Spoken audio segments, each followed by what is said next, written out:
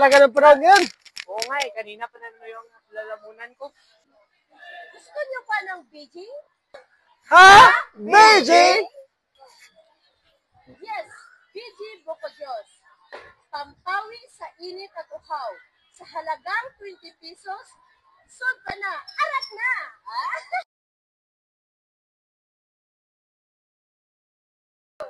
Kaya kung gusto niyo ng Beijing, mag-Bocojos na!